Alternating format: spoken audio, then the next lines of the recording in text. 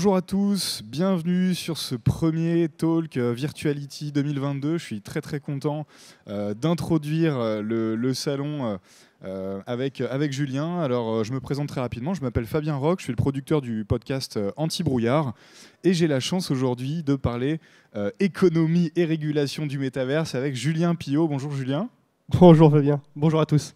Alors Julien, tu es donc économiste et enseignant à l'INSEC, à l'Université Paris-Saclay, et tu es consultant en management de l'innovation et notamment spécialiste des questions de l'innovation et des industries créatives. Voilà. Donc tu es ce qu'on peut appeler un expert sur le sujet, ou du moins tu te poses pas mal de questions et tu essaies d'y répondre. J'essaie avec une casquette d'économiste. Moi, je ne suis pas un technicien, je ne suis pas un ingénieur, je suis un économiste qui s'intéresse à l'économie et à la régulation des marchés. Et c'est sous ce prisme-là que j'envisage mes études en fait, sur le métaverse. Alors déjà pour démarrer, intro très globale, puisque c'est le premier talk, on parle de quoi à ton sens quand on parle de métaverse déjà ? Alors c'est une très bonne question introductive qui n'est pas si simple que ça en fait, parce que c'est un concept qui est en constante évolution. On peut peut-être s'entendre sur le plus petit dénominateur commun du métavers, qui serait un univers persistant en ligne. Alors vous allez me dire, un univers persistant en ligne, en quoi est-ce qu'il est persistant ? Tout simplement parce qu'il survit à la déconnexion des individus qui vont utiliser le métavers. Donc vous vous déconnectez un soir, vous reconnectez le lendemain, l'univers dans lequel votre avatar s'est déconnecté puis s'est reconnecté a évolué entre-temps parce qu'il y a eu des interactions économiques et sociales qui sont passées pendant votre déconnexion. Alors des univers persistants en ligne, c'est vieux comme, j'ai envie de dire presque comme Internet, puisque les jeux de rôle massivement multijoueurs proposent déjà ce genre de choses. Alors il faut peut-être aller un peu plus loin pour qualifier le métavers. Ça ne peut pas être qu'un univers virtuel, persistant en ligne. Il y a pour moi deux caractéristiques principales qui viennent se greffer en plus. La première, c'est le sandbox. Les métavers, en tout cas tels qu'on les imagine, sont des métavers dans lesquels en fait, une grosse liberté créative sera laissée aux développeurs qui voudront créer du contenu à l'intérieur de ces métavers-là. Et puis la deuxième chose peut-être à prendre en considération de nouvelle, c'est le niveau d'immersion. Les métavers, en tout cas ceux qui sont fantasmés dans des films comme Ready Player One, qui dépeignent l'Oasis, le métavers de ce film-là, nous montrent à quel point on peut aller très loin en matière d'interaction si tout simplement le canal entre l'homme et la machine devient, plutôt qu'un écran fixe et puis une souris, devient un casque de réalité virtuelle, devient des lunettes de réalité augmentée ou deviendrait peut-être des combinaisons haptiques. Voilà, donc pour moi, c'est ça le métavers dont on peut éventuellement essayer de parler aujourd'hui et dont on peut essayer peut-être de dessiner les premiers grands contours de ce que pourrait être un business model et une économie à l'intérieur d'un métavers. Alors justement, dans ta définition, tu as mentionné la notion d'interaction économique. C'est ce sujet-là dont on va parler spécifiquement maintenant. Quel type d'interaction économique est-ce qu'on peut réellement envisager dans le métaverse ? C'est quoi l'économie du métaverse ? Là, c'est une vaste question. En fait, je vais commencer par la fin. Les métavers seront ce que finalement les concepteurs et les utilisateurs du métavers voudront bien en faire. Si on y réfléchit bien, il n'y a que 3 limites en fait, à ce qui est possible d'imaginer dans un métavers. Première limite, c'est la limite technologique. On ne peut programmer que ce qui est programmable en fonction d'une technologie donnée à un instant T. Okay, donc ça, c'est déjà la première limite. Deuxième limite, c'est qu'est-ce que les concepteurs des métavers, ce que j'appelle moi les développeurs de matrices, confèrent comme liberté aux développeurs indépendants qui voudraient créer du contenu dans le métavers. Et ensuite, il y a ce que les développeurs indépendants, qui seront très nombreux, voudront bien créer comme expérience dans ces univers-là. Donc tout ça fait qu'à la fin, on peut imaginer des métavers dans lesquels une vie de société, mais également une vie économique, se cristallise autour de tous ces contenus qui auront été créés par les différents intervenants et différentes parties prenantes. Alors on peut imaginer de la transposition de certains business qui existent déjà dans notre monde bien réel en version numérique. Et là-dessus, on a un petit peu de recul sur une première expérience qui a pu être peut-être Second Life. Second Life, qu'est-ce qu'on a vu ? On a vu beaucoup de business qui se sont montés sur Second Life, qui ressemblent à s'y méprendre à des business qui existent déjà ici. Voilà, ça va être la numérisation de certains bâtiments publics, ça va être des boîtes de nuit virtuelles, ça va être de la création de vêtements virtuels, etc. Ce genre de choses qui existent déjà. Mais on peut aussi imaginer des expériences vraiment ce que j'appelle moi métaverse native, où on pourrait s'affranchir en fait des limites physiques de notre monde pour créer des expériences qui ne pourraient être vécues que dans le métavers. Pourquoi pas créer un donjon dans lequel vous iriez avec vos guildes combattre un dragon? Pourquoi pas imaginer des expériences de survol aérien de villes? En fait, on peut tout imaginer à partir du moment où on se projette dans une technologie qui n'est pas encore mature aujourd'hui, mais qui pourrait l'être demain, à travers de la réalité virtuelle, à travers aussi des combinaisons haptiques qui permettent d'avoir des sensations de toucher, des sensations de vol et éventuellement, pourquoi pas, aussi des retours en matière d'air. Donc en fait, on peut vraiment tout imaginer et c'est quelque part, c'est une bonne nouvelle parce que l'imagination, c'est quand même quelque chose qui a façonné le monde bien réel et qui façonnera les mondes virtuels, j'en ai aucun doute. Ouais, complètement. Mais tu parlais des expériences qu'on peut vivre que dans le métaverse, les expériences que tu appelles métaverse native. Effectivement, c'est souvent les expériences les plus intéressantes qui sont de ce type-là.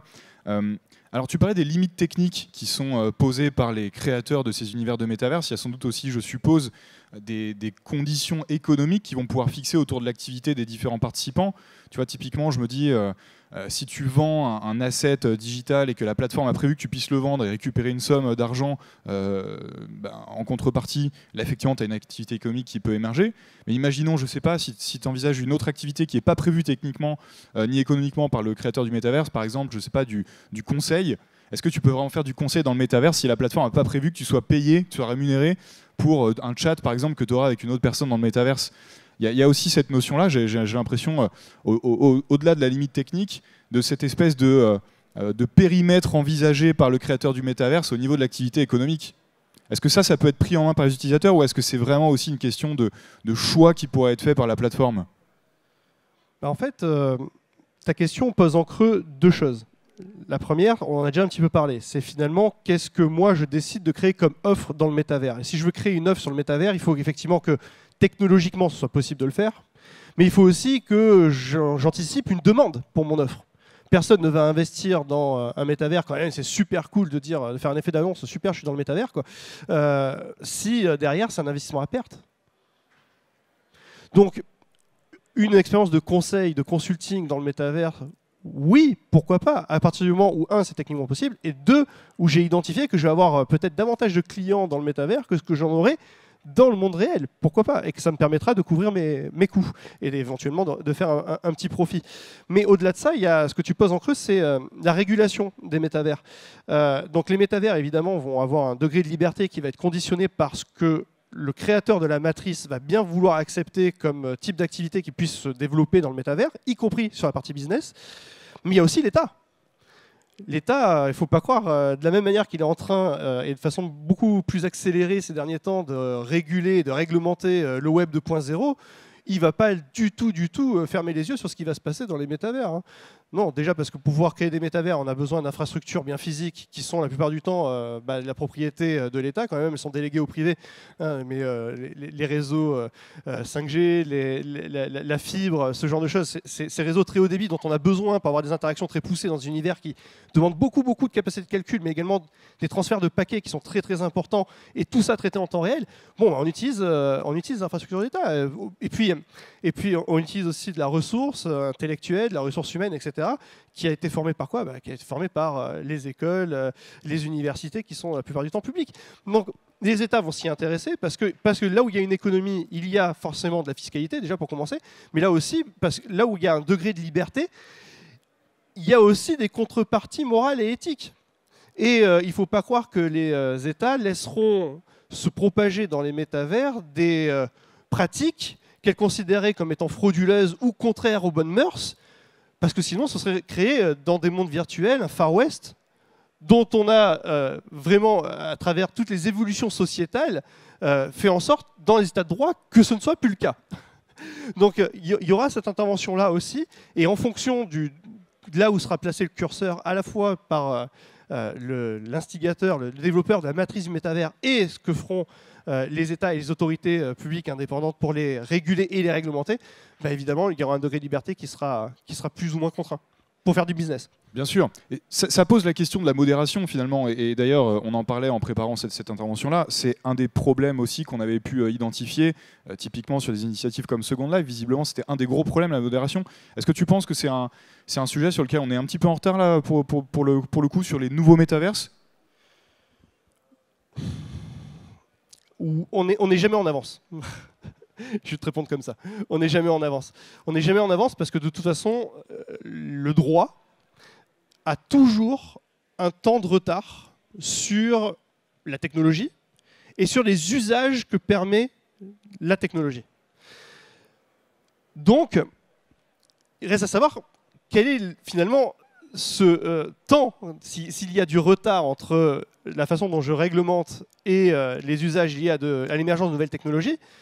Il s'agit de savoir si ce retard est d'une semaine, d'un mois, d'un an ou de 10 ans. Je fais le pari, vous pouvez me suivre ou ne pas le faire, je fais le pari que les États réguleront et réglementeront les métavers beaucoup plus rapidement qu'ils ne l'ont fait pour le Web 2.0. Pourquoi? Parce que le métavers n'est pas une révolution en soi. Ça s'appuie sur des usages et des technologies qui peuvent être révolutionnaires, mais le métavers, ce n'est qu'une extension du Web 2.0.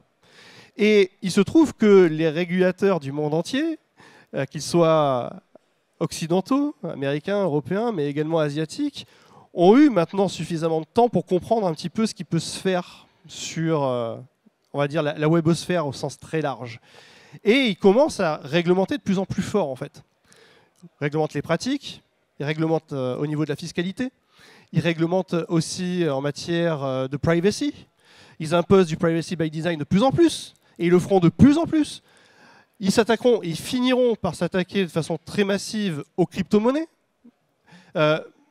Et finalement, ce temps de la naïveté régulationniste, si je puis l'appeler ainsi, pour moi est révolu. Et il faudra moins de temps pour appliquer finalement des règles de droit qui sont quasiment les mêmes entre le Web 2.0 et les métavers, à partir du moment où justement on dispose maintenant de ce recul sur les pratiques plus ou moins licites, plus ou moins vertueuses qu'on peut retrouver dans le Web 2.0. Mais j'allais presque te parler de ça, en fait, finalement. Est-ce qu'on a vraiment besoin de créer des nouvelles règles? Parce qu'on a déjà de la régulation, on a déjà de la réglementation sur le harcèlement en ligne, sur le commerce électronique, sur tous les services qu'on peut fournir par Internet. Est-ce qu'on a vraiment besoin de nouvelles règles?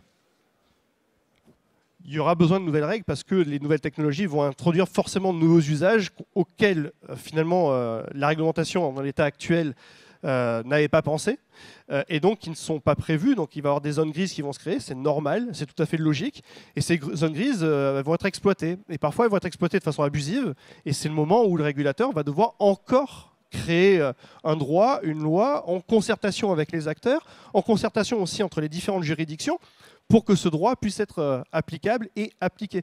Mais il est vrai que, je le disais tout à l'heure, mais la plupart des règles qui encadrent et qui encadreront finalement les interactions qu'on peut avoir dans un métavers seront des transposés de règles qui sont déjà votées ou qui sont en cours de discussion pour réguler et réglementer le Web 2.0.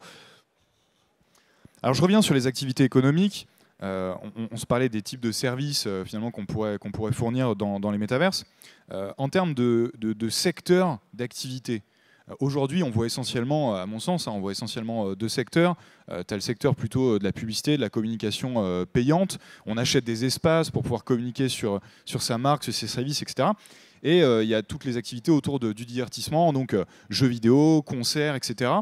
Est-ce que pour toi, par nature, c'est les deux secteurs principaux qui vont émerger même à long terme sur le métaverse, ou est-ce que tu vois d'autres secteurs émerger qui finalement ne sont pas encore illustrés par des exemples concrets, mais qui pourraient le devenir très vite? Alors avant de répondre à ta question, je crois qu'il est important de comprendre aussi pourquoi est-ce qu'aujourd'hui tout le monde parle de métavers en fait. Si tout le monde parle de métavers aujourd'hui, c'est que les enjeux économiques potentiels sont colossaux. Raison numéro 1.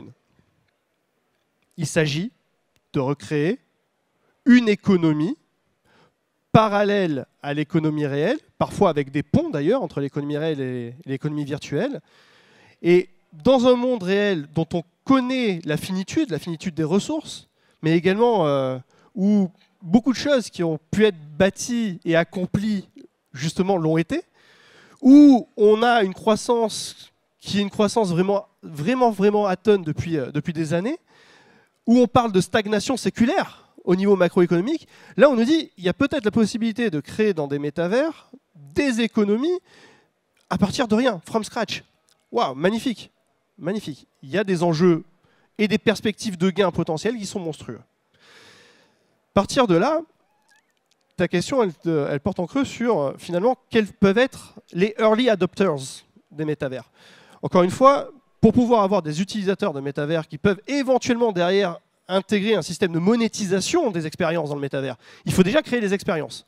C'est ce que je disais tout à l'heure.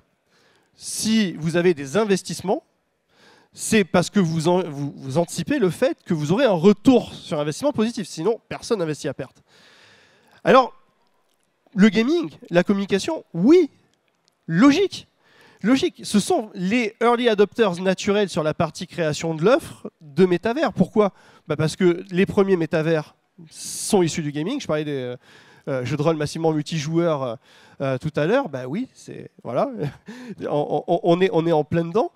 Donc pour les gamers, quelque part, évoluer dans des univers persistants en ligne, avoir des interactions sociales et économiques, crafter des pièces d'équipement, échanger ces pièces d'équipement, créer des groupes pour s'entraider, pour créer des villes, avec des systèmes politiques, comme on a pu le voir dans un sandbox comme Star Wars Galaxy, c'est déjà du présent, en fait. Donc c'est normal que ce soit les premiers à s'intéresser à des expériences métavers en utilisant finalement une extension technologique différente comme les cases de réalité virtuelle. C'est logique. Et la communication, oui. Oui, parce que si tout le monde en parle à un moment donné, c'est que ça devient visible. Alors cette fenêtre de visibilité, elle peut se refermer. Mais tant que tout le monde en parle, eh bien, il faut être présent. Parce que si je ne suis pas présent alors que tous mes copains des services marketing, des boîtes concurrentes y sont, bon, à un moment donné, on va me poser la question de savoir, finalement, tu fous quoi, quoi. Enfin, tu travailles, les autres vont dans le métavers, c'est qu'il faut y aller. Donc oui, mais les métavers ne seront que l'adjonction d'expériences qui, mises bout à bout les unes des autres dans une matrice, permettront d'attirer des utilisateurs qui sont monétisables et de les faire rester le plus longtemps possible dans ces métavers. Parce que tant qu'ils restent dans les métavers, ils peuvent consommer dans le métavers, ils peuvent échanger, ils peuvent créer des choses. On peut exploiter leurs données aussi.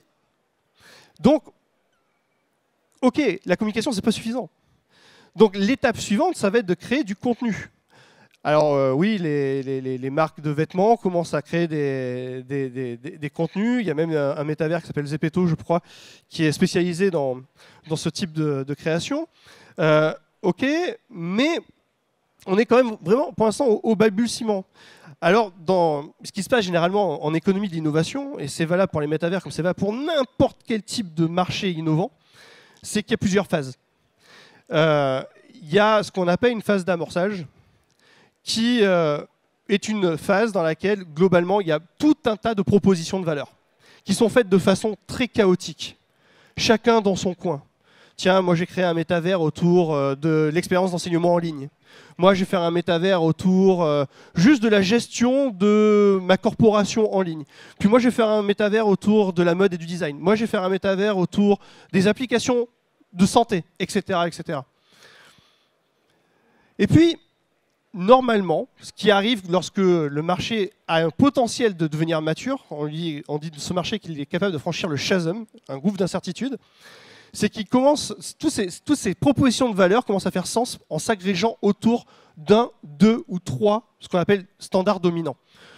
Et là, on commencerait à avoir des métavers dans lesquels on aurait des expériences multiples à proposer à des utilisateurs qui pourraient éventuellement créer des avatars, avoir des interactions vraiment très très riches en diversité dans ces métavers et donc y passer un certain temps de leur vie.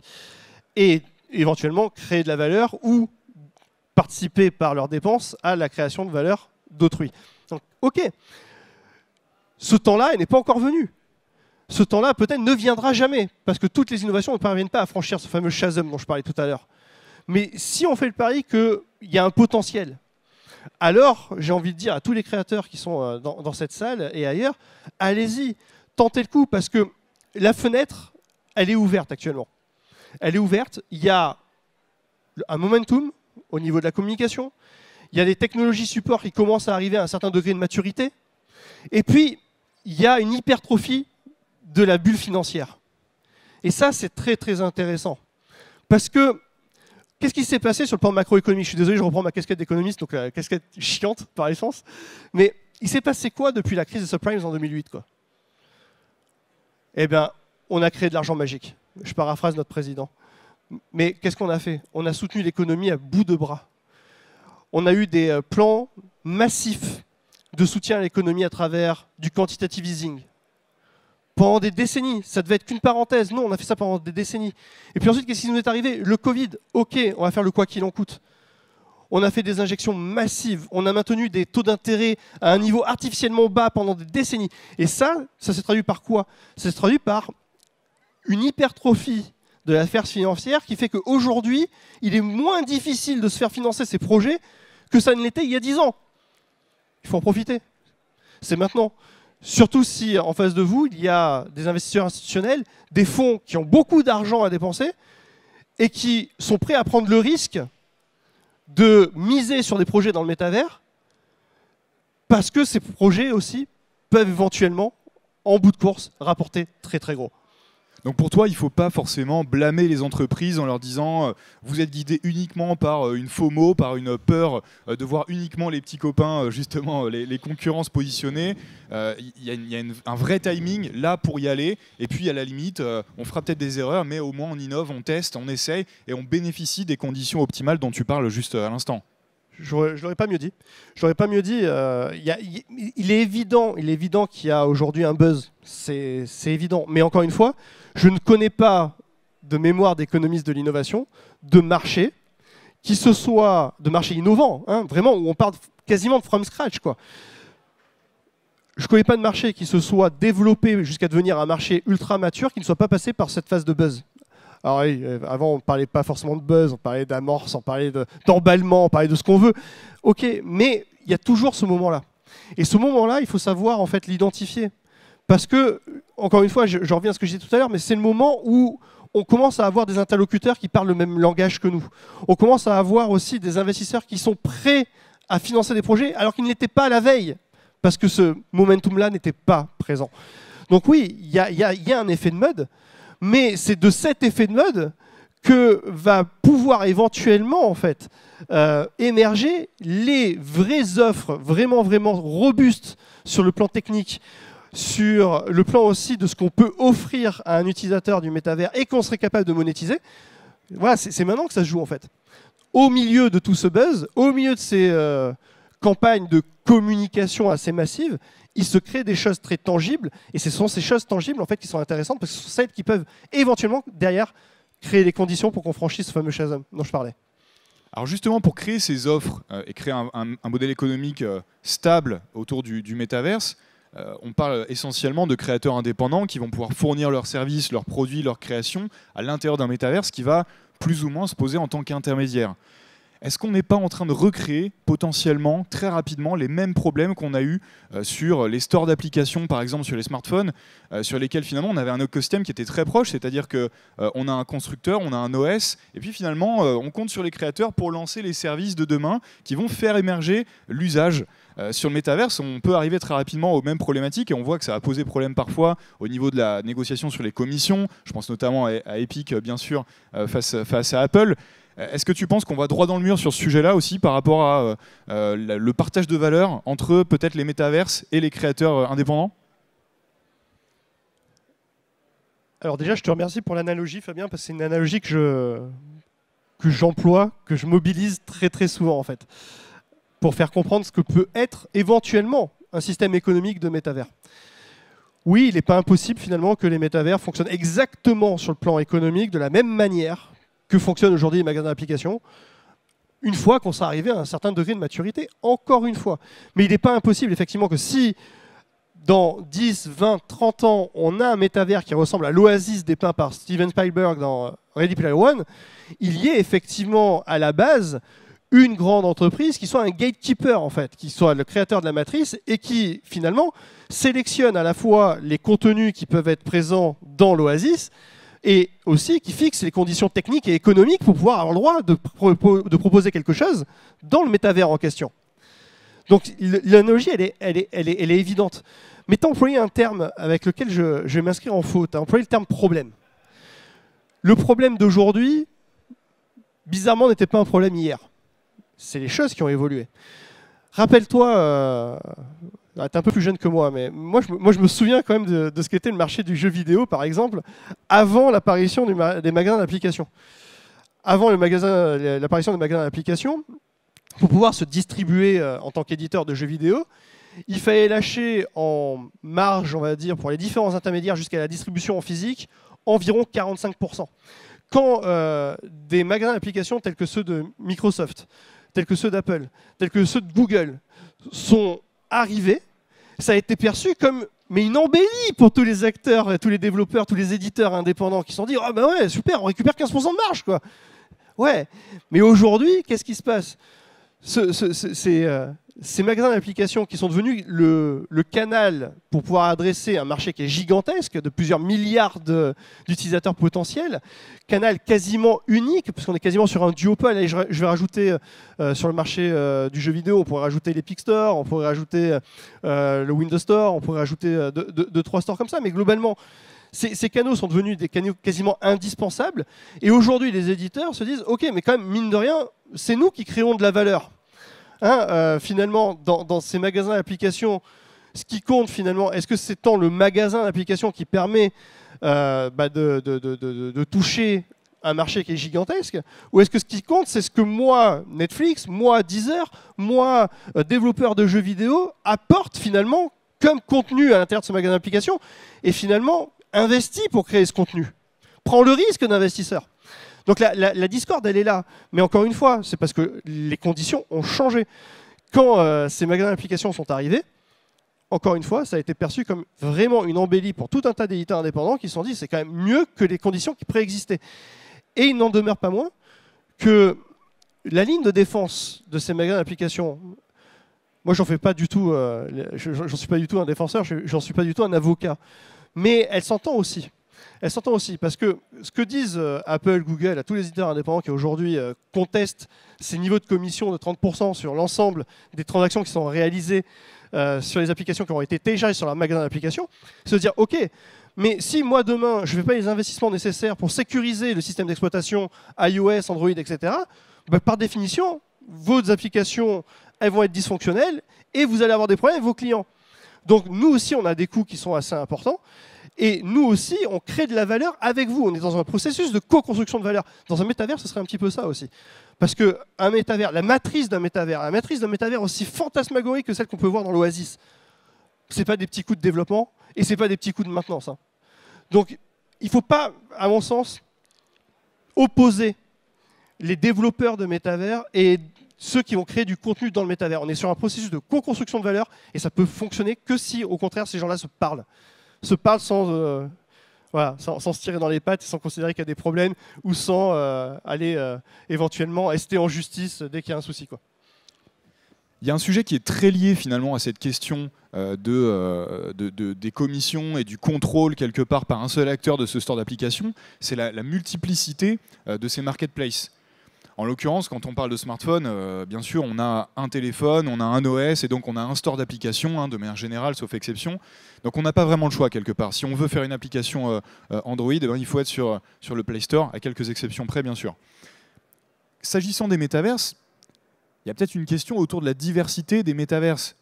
C'est vrai que tu parlais de Ready Player One, Oasis en particulier. On est sur un modèle, là, en l'occurrence, sur lequel, visiblement, dans le film et dans le livre, on dépeint un métaverse unique dans lequel tout le monde va aller. Et finalement, c'est un peu le nouveau web.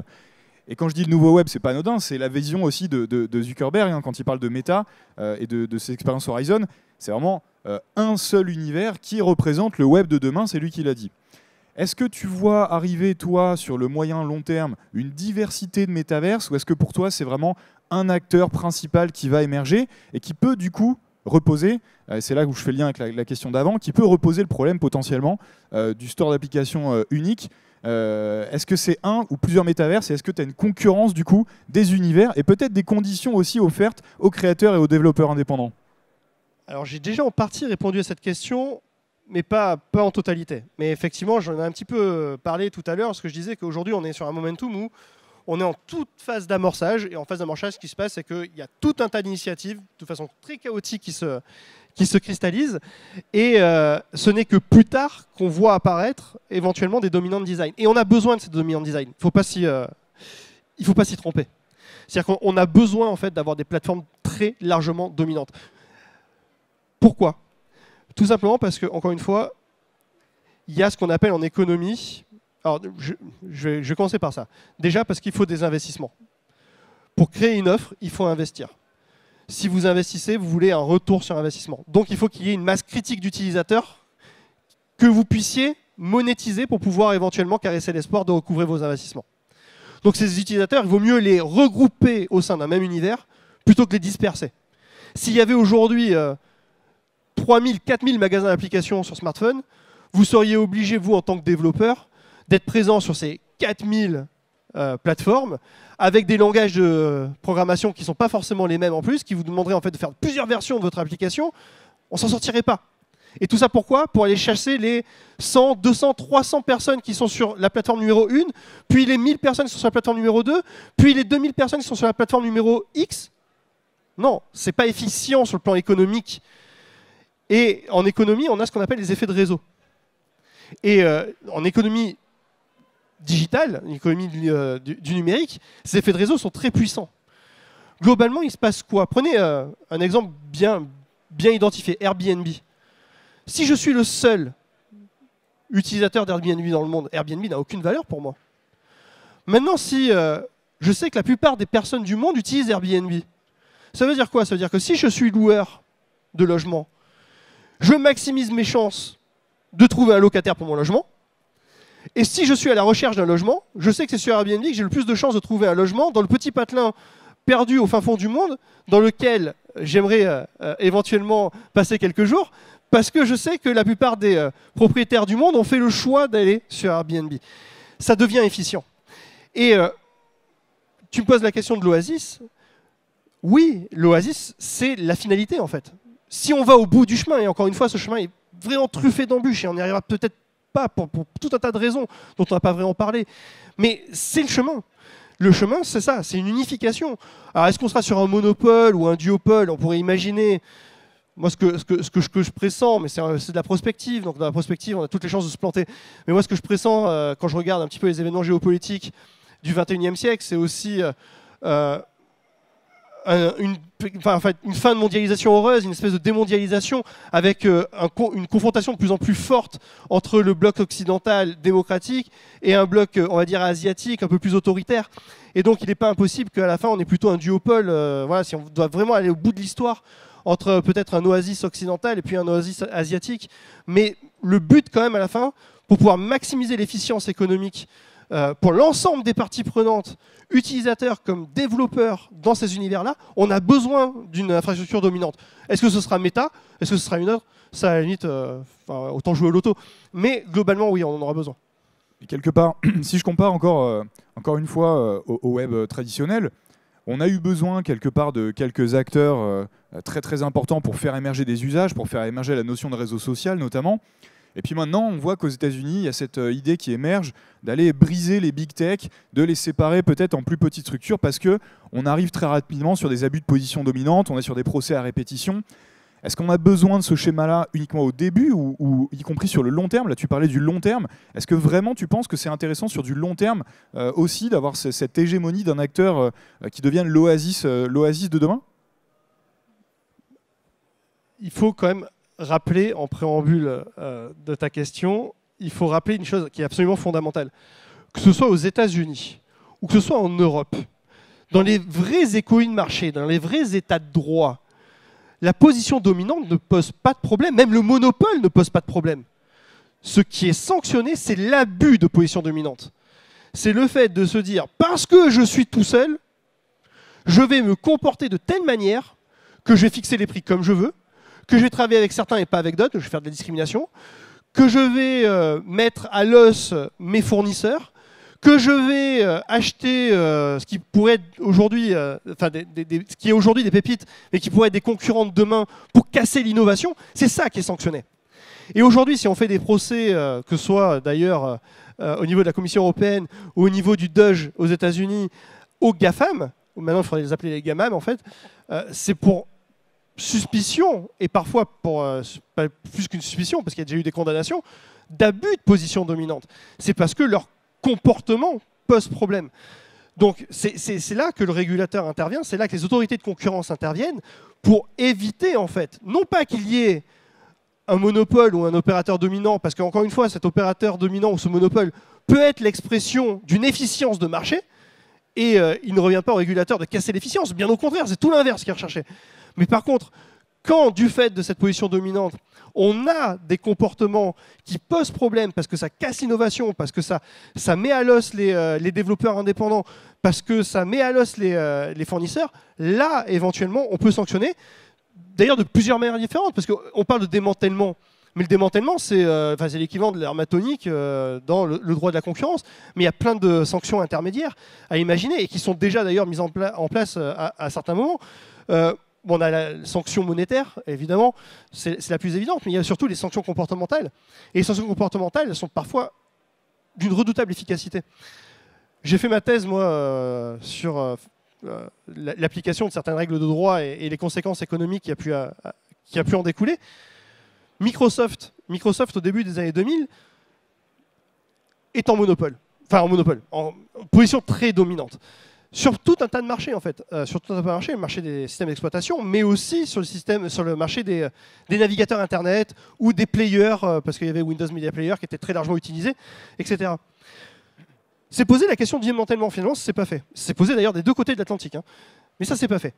C'est pas fait. En revanche, que ce soit la FTC aux États-Unis ou la Commission européenne en Europe, on a mis en place des sanctions comportementales contre Microsoft, en plus de sanctions pécuniaires, qui étaient très fortes à l'époque. 500 millions, puis ensuite revues à 1 milliard, enfin bref, c'était une sacrée somme à l'époque. Mais on leur a dit surtout quoi? On leur a dit, ok, à partir de dorénavant, vous n'avez plus le droit de préinstaller Internet Explorer et Windows Media Player dans Windows.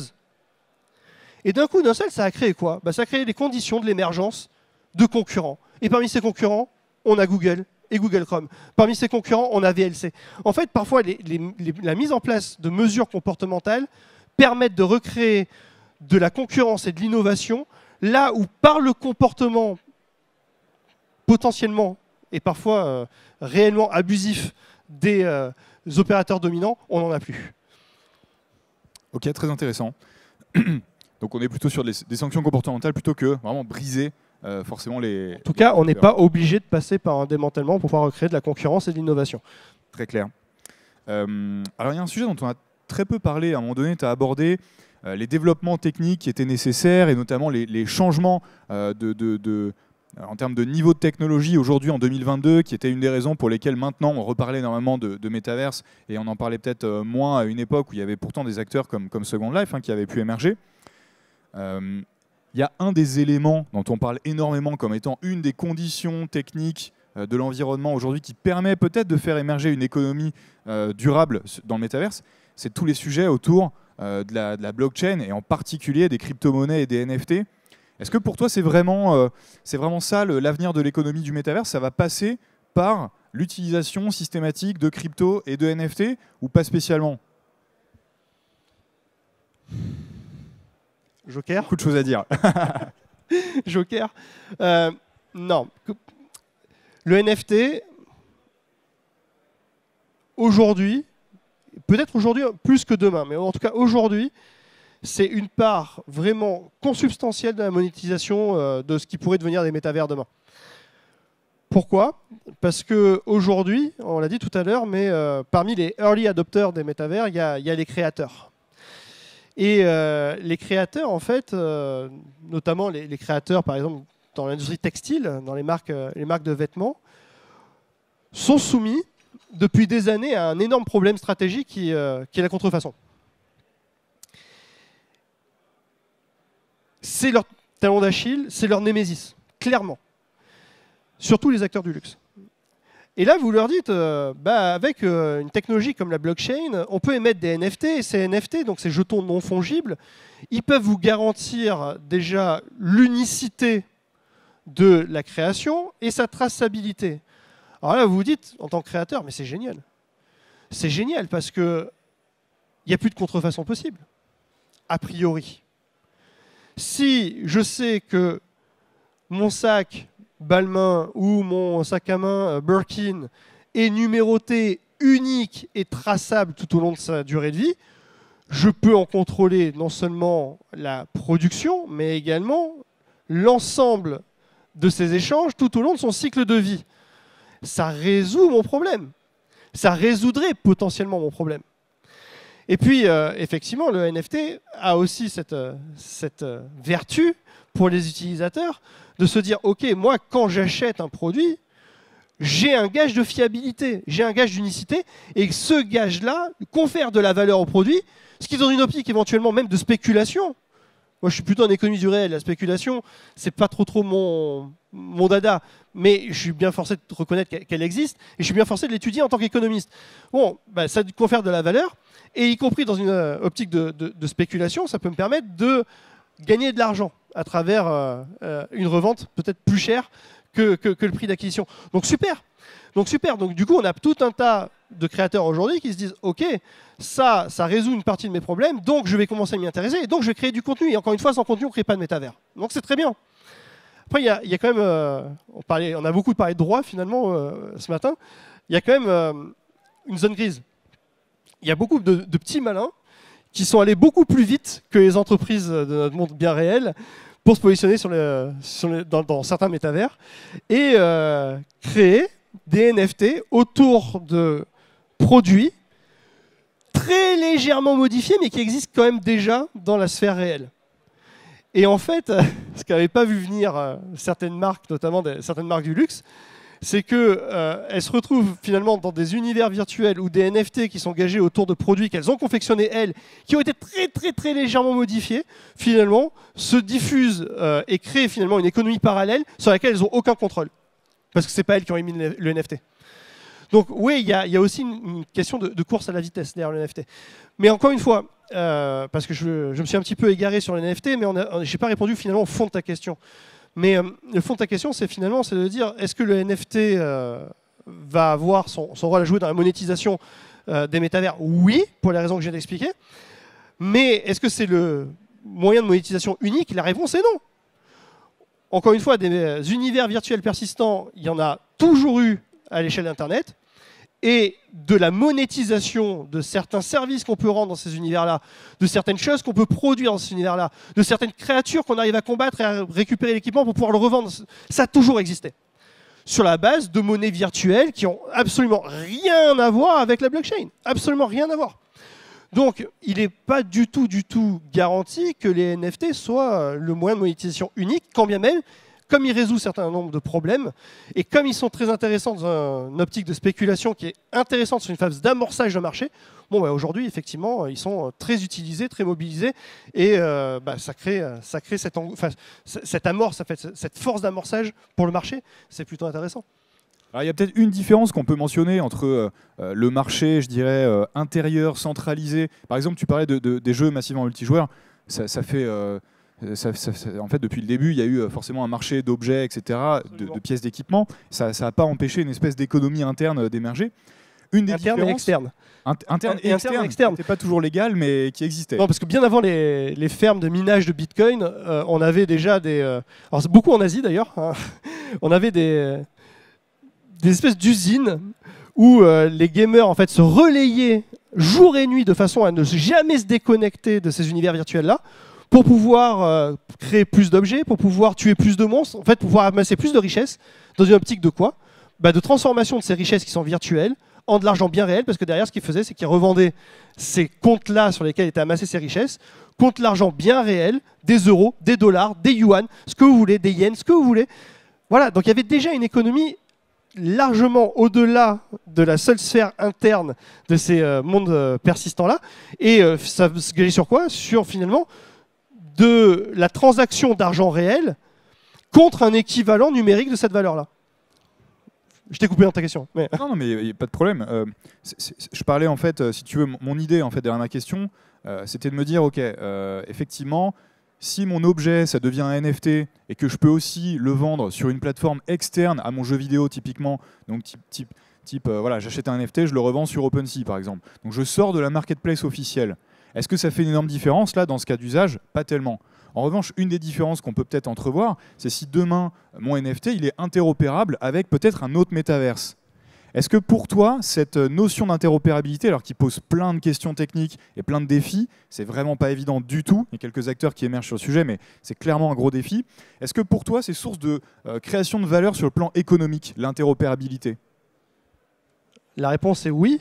Est-ce que c'est générateur de valeur économique? Oui. On le voit d'ailleurs très bien. Hein. L'open innovation, les logiciels libres, etc. sont autant d'exemples où, lorsqu'on prend une grille de lecture qui est écosystémique, crée de la valeur, c'est clair. Après, est-ce que ça crée plus de valeur que des systèmes qui sont moins interopérables, plus fermés? Là, la question, c'est du cas par cas. C'est du cas par cas, et donc, comme on est sur quelque chose qui n'existe pas encore et qu'on ne peut que préfigurer, je ne vais pas m'amuser à faire de la prospective à ce niveau-là, parce que sinon, on va me ressortir la vidéo dans quelques années, on va se foutre de ma gueule. Mais non, blague à part, l'interopérabilité, c'est évidemment quelque chose de très important. Il n'en demeure pas moins que la condition de l'interopérabilité pose des problèmes techniques, tu en parlais, mais aussi des problèmes éthiques, dès lors que, à travers l'interopérabilité, se pose aussi la question du portage des données. Et des données qui parfois peuvent être personnelles, peuvent être sensibles, etc. Et encore une fois, le régulateur va laisser passer de moins en moins de choses à ce niveau-là. Donc, ce n'est pas que des soucis d'ordre technique sur le langage informatique, c'est aussi des soucis d'ordre réglementaire liés à la privacy. Et la question est pleinement ouverte. Après, la promesse d'interopérabilité peut être un facteur qui pousse de plus en plus de gens à investir dans le métavers parce qu'ils ont moins peur de se dire « Ok, si j'ai pas fait le bon choix du bon métavers, je risque pas de me retrouver bloqué avec des trucs qui valent plus rien finalement. » Mais pour les raisons qu'on a exposées, c'est pas si évident que lorsque le marché pourrait éventuellement, mais pourrait converger vers des plateformes dominantes, les instigateurs de ces plateformes-là soient très ouverts à l'interopérabilité. Généralement, c'est ce qui s'est passé aussi. Je parlais de Microsoft tout à l'heure, mais Microsoft avait été... alors d'ailleurs, ils avaient été sanctionnés parce qu'il avait fait dans des conditions qui n'étaient pas très fair-play. Mais globalement, qu'est-ce qu'ils avaient fait, Microsoft, pour étendre leur position dominante du marché des systèmes d'exploitation sur les PC individuels vers les PC à destination de serveurs. Ce qu'ils avaient fait au départ, c'est qu'ils avaient été ultra ouverts, architecture complètement ouverte, très interopérable, etc. Et au fur et à mesure où ils ont gagné des parts de marché pour pouvoir sécuriser l'ensemble de l'architecture, ce qu'ils ont fait, c'est qu'ils ont réduit l'interopérabilité. Souvent, c'est comme ça que ça se passe aussi. Hein. Après, voilà, si on veut des plateformes qui sont les plus inclusives possibles, avec le maximum d'effets de réseau derrière, avec le maximum d'efficience économique, il faut aussi à un moment donné se poser la question de savoir est-ce qu'il n'est pas de bon ton de réduire cette interopérabilité. Très clair. Un énorme merci Julien pour tes lumières sur ce sujet de l'économie et de la régulation du métaverse. Je crois qu'il nous reste 2 minutes. Donc on va laisser la parole, on va profiter du fait d'être en présentiel pour laisser la parole à quelques personnes qui peuvent avoir des questions peut-être pour Julien, voilà, sur tous les sujets qu'on a abordés. N'hésitez pas, c'est le moment. Alors, en 2 minutes, il va falloir faire très vite. Ouais, il va falloir faire très vite. Alors je vais écouter votre question et je vais la répéter au micro ensuite.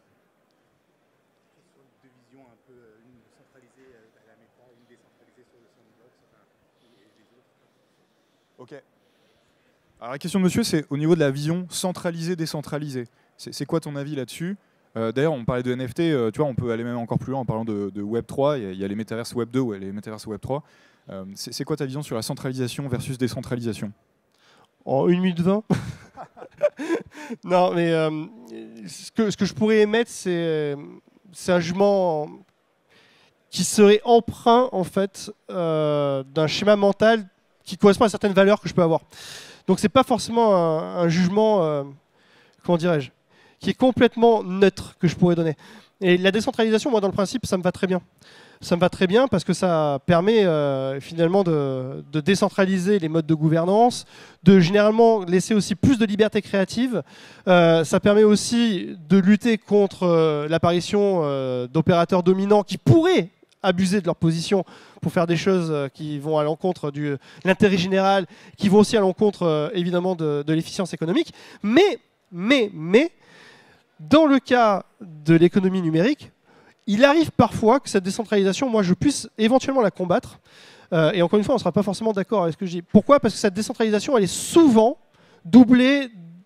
Allez, il y a le côté sombre, en fait, il y a le côté obscur de la force, qui est finalement que cette décentralisation se fait au prix d'investissements en infrastructure, en hardware, mais aussi de besoins en énergie qui sont plus importants que si on était centralisé.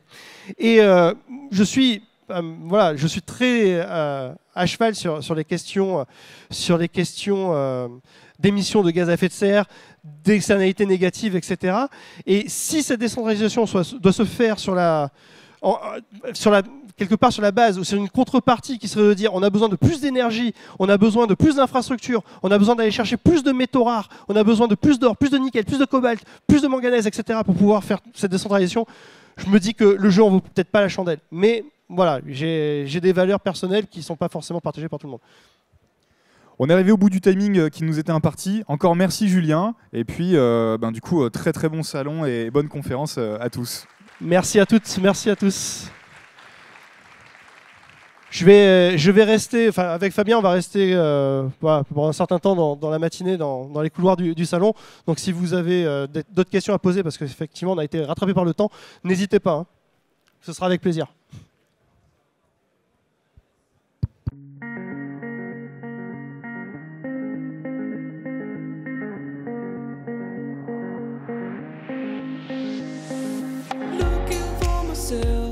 I'm staring at my shadow. Am I gonna be safe?